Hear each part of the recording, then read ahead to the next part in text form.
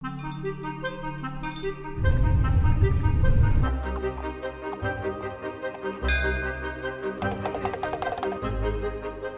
Of India ने पूरा plan किया है विद गवर्नमेंट ऑफ चाइना। हमने ऑलमोस्ट 1500 किलोमीटर जो कि पूरी नेपाल की लेंथ है कवर की 3 दिनों में। हम दूसरे देश में हैं वो फीलिंग कभी आई नहीं। जब हम परिक्रमा कर रहे थे उनके खाना हमको दे रहे, हम अपना खाना उनको शेयर कर रहे। वो 3 दिन की हमारी जो कैलाश परिक्रमा थी वो हमें भगवान के पास जाके हम लोग, भगवान ने ही हमें खुद उधर पहुंचाया है।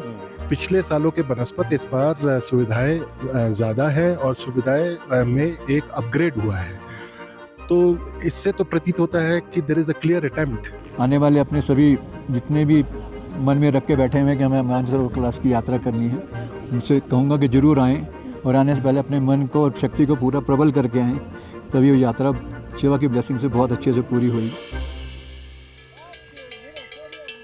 नमस्कार, न्यूज़ लॉन्ड्री की इस खास कवरेज में आपका स्वागत है। आज हम पहुंचे हैं कैलाश मानसरोवर की यात्रा में और मेरे पीछे आपको दिखाई दे रहा है माउंट कैलाश। और माउंट कैलाश की जो ऊंचाई है वो लगभग 6638 मीटर है। इसे हिंदू, बौद्ध, जैन और बौन परंपराओं में अत्यंत पवित्र माना गया है। ये पश्चिम तिब्बत में स्थित है। माउंट कैलाश सबसे ऊंची चोटी ही नहीं है, बल्कि ये बौद्ध और हिंदू धर्म खास तौर से उनकी आस्था का एक केंद्र भी है। इस शिखर पर अभी तक, जो हमारे पीछे दिखाई दे रहा है, इस शिखर पर अभी तक कोई चढ़ नहीं पाया है और अब इस पर किसी भी तरह की एक्सपीडिशन पर रोक है, क्योंकि इसे बड़ी श्रद्धा और के साथ देखा जाता है। इसे कई लोग ब्रह्मांड का केंद्र या एक्सिस ऑफ यूनिवर्स भी मानते हैं, लेकिन वो सिर्फ धार्मिक मान्यताओं की बात है, उसे वैज्ञानिक तथ्य की तरह नहीं देखा जाना चाहिए।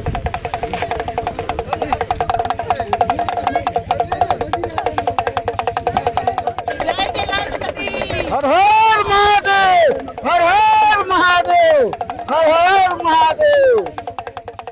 Very well planned. Government of India ने पूरा प्लान किया है with government of China. I think दोनों कंट्रीज़ के लिए काफ़ी बड़ा स्टेप है। हमने ऑलमोस्ट 1500 किलोमीटर जो कि पूरी नेपाल की लेंथ है कवर की 3 दिनों में। स्टार्टिंग डे 1 से गाज़ियाबाद उत्तर प्रदेश गवर्नमेंट ने जो हमारा खातिरदारी की, उसके बाद STDC ने जो हमारी खातिरदारी की, सिक्किम टूरिज़्म ने नथुला पास के ऊपर बहुत प्यारा ITBP ने हमारा स्वागत किया। And then Chinese government has been exceptionally helpful. परिक्रमा भी काफ़ी अच्छी रही। इनफैक्ट 2.5 दिन कुछ बारिश नहीं हुई। ऑनेस्टली मुझे ना हम दूसरे देश में हैं वो फीलिंग कभी आई नहीं। तो लोग इतने प्यारे हैं, हमें देख के हंसते हैं। जब हम परिक्रमा कर रहे थे उनके खाना हमको दे रहे, हम अपना खाना उनको शेयर कर रहे, तो वो दूसरी कंट्री वाली फीलिंग थी ही नहीं। So yes, I am sure this will play a big role in building the relationship between the countries, but at a human level सब एक ही है। उज्जैन के महाकाल की जय हो, जय हो, बोलावंतिका नाथ की जय। कैलाश पर्वत परिक्रमा मार्ग में शुरुआत में ही आपको मिलता है ये यमद्वार, और यमद्वार से आप मेरे पीछे देख रहे हैं लोगों का जाना जारी है। इसको पार करके, इसकी परिक्रमा करके लोग यात्रा को शुरू करते हैं।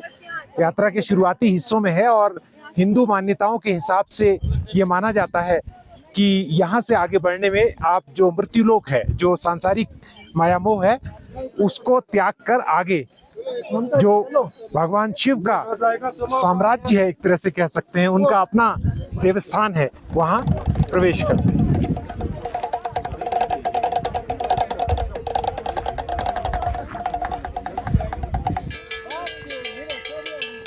जैसे हम लोग यहाँ पे आए और हमारे यम द्वार से आगे गए, हम लोग यम द्वार से हम लोग को आगे जाने का जो मौका मिला, वो 3 दिन की हमारी जो कैलाश परिक्रमा थी वो हमें भगवान के पास जाके हम लोग, भगवान ने ही हमें खुद उधर पहुंचाया है।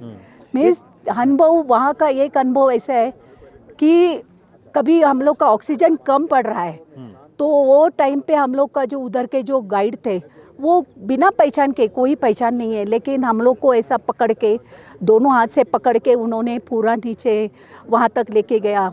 एक टाइम तो मैं वहाँ पे, मेरा भगवान सामने दिख रहा है, क्योंकि मैं घोड़े से 2 बार गिरी, 2 बार घोड़े से गिरी, लेकिन फिर भी वहाँ के पीछे जो लोग थे उन गाड़ी में थे, वो गाड़ी में से उतारा के उसने मुझे गाड़ी में बिठाया और वहाँ से उठा के उन्होंने मुझे मेरे रूम तक लेके छोड़ा। और अब हम पहुंच चुके हैं कैलाश पर्वत के बहुत पास, और माउंट कैलाश के पास बसी हुई ये मानसरोवर लेक एक फ्रेश वाटर लेक है, और इसी के पास है राक्षस ताल, जो दिलचस्प रूप से एक खारे पानी की झील है। ये पर्यावरण के लिहाज से तो काफ़ी महत्वपूर्ण जगह है ही, लेकिन इसका धार्मिक महत्व बहुत अधिक है। इस मानसरोवर लेक से कई लोग जो यहाँ आते हैं यहाँ का जल ले जाते हैं। इसे काफ़ी पवित्र माना जाता है, धार्मिक अनुष्ठानों में इसका प्रयोग किया जाता है, और यहीं पर हमने कुछ यात्रियों से बात की। उन्होंने भी बहुत अच्छे तरीके से टेक ओवर किया हमको। उगादा गाइडिंग टीम थी, और उसके बाद भी आते समय पूरे रूट में बिफोर परिक्रमा 3 हमारे स्टे रहे डिफरेंट सिटीज़ में, और इसमें उसके बाद हम डाचन जो हमारा बेस कैंप है वहाँ से हमने अपनी परिक्रमा शुरू की थी 3 दिन की। तो परिक्रमा बहुत अच्छी रही। मैं अभी आने वाले अपने सभी जितने भी मन में रख के बैठे हुए हैं कि हमें मानसरोवर क्लास की यात्रा करनी है, उनसे कहूँगा कि ज़रूर आएँ। और मेंटल प्रिपरेशन सबसे बड़ी बात है। राइट, तो आप पूरा 52 किलोमीटर की परिक्रमा करेंगे? Hope so. अच्छा। कोशिश तो यही करेंगे, लेकिन फिर देखते हैं, सेकंड लेवल तक तो जाना ही है, फिर उसके बाद देखा जाएगा। और ये जो भारत और चीन सरकार के दोनों के सहयोग से होता है, तो आपको क्या लगता है कि इनमें आपस में कैसा समन्वय रहना चाहिए? आप आगे भी कोऑर्डिनेशन रहे अच्छा तो बेहतर होगा आप लोगों के लिए? हाँ बिल्कुल रहेगा, पर एक मुझे थोड़ा सा लगा कि हम लोग कल अष्टापद गए थे, तो वहाँ हमें नीचे ही रोक दिया, ऊपर नहीं जाने दिया। थोड़ा सा बुद्ध मॉनेस्ट्री और एक वो जो आदिनाथ भगवान का कहते हैं वहाँ चरण है, वहाँ से जैन धर्म के तीर्थंकर प्रथम उनका निर्माण हुआ, तो वहाँ तक हमें जाना नहीं मिला। थोड़ा सा डिसअपॉइंट हो गए, बट ठीक है, इस पावन भूमि पर हम आए तो सही। जीवन जी, ये बताएं कि आप एक टूर गाइड हैं, कितने लोगों को लेकर आप आए हैं? हर साल कितने लोगों को लाते हैं आप लोग? ऐसा है सर, लास्ट ईयर मेरा 600 प्लस हुआ था। इस बार भी अभी परमिट के लिए थोड़ा इश्यू चल रहा है। अभी तक हम 400 प्लस का कैलाश मानसरोवर दर्शन करा लिया है। कितने महीने चलती है यात्रा? 2-3 महीने? ये ऐसा चलता है सर, ये मई हर टाइम मई 10 से लेके सितंबर 10 तक हम यात्रा कराते हैं। और आप सभी धर्मों के लोगों के साथ को लेके आते हैं, जैन हो, हिंदू हो? हाँ, जैन हिंदू है, बौद्धिस्ट है। इसे कैलाश मानसरोवर जैन हिंदू बौद्धिस्ट पूरा लोग मानते हैं। कैलाश मानसरोवर यात्रा मार्ग में अभी हम 15,000 फीट की ऊंचाई पर हैं, और एक प्रमुख बिंदु यमद्वार की ओर बढ़ रहे हैं, जिसे काफी पवित्र माना जाता है। अब यमद्वार की ओर बढ़ने से पहले जिस जगह पर हम खड़े हैं, इसे फ्लैग स्क्वायर कहा जाता है, और आप इसके पीछे एक पोल देख सकते हैं, एक खंबा देख सकते हैं। असल में ये एक विक्ट्री पोल है, जो 5वें दलाई लामा ने उन योद्धाओं की स्मृति में या उनके सम्मान में बनवाया, जिन्होंने तिब्बत जो 17वीं शताब्दी में बिखरा हुआ था, उसको एकजुट किया और एक देश के रूप में स्थापित करने की कोशिश की। यहाँ पर आपको कई झंडे भी दिखाई दे रहे होंगे, और जो ये झंडे हैं, इन झंडों को हर साल अप्रैल के महीने में बदला जाता है, जो भगवान बुद्ध से जोड़कर बौद्ध धर्म के अनुयायी उसे एक बहुत महत्वपूर्ण महीना मानते हैं अपने कैलेंडर के हिसाब से। तो ये जगह फ्लैग स्क्वायर इसलिए महत्वपूर्ण है क्योंकि ये न केवल 17वीं शताब्दी में तिब्बत में एक योद्धाओं के संघर्ष से जुड़ी हुई है, बल्कि 5वीं दलाई लामा के कार्यों से भी जुड़ी हुई है। The 5 different colors. Yeah. Why that in Tibet you will find the 5 different colors? So those 5 different colors we call the 5 natural elements of the universe. So blue instead for blue sky, white for cloud, red for fire, green for water or ocean, then yellow for earth. So those are the 5 elements. And so each and every prayer flag, you will be, there are lots of handprint. We call the mantra, specific mantra from different Buddha in Buddhist reason. Kailash Mansarovar की यात्रा में मैं एक पत्रकारों के प्रतिनिधि मंडल के साथ आया हूं, जो चीनी दूतावास से के सहयोग से यहाँ पहुंचे हैं। मेरे साथ बातचीत करने के लिए टाइम्स ऑफ इंडिया के सीनियर जर्नलिस्ट हैं अमित भट्टाचार्य जी।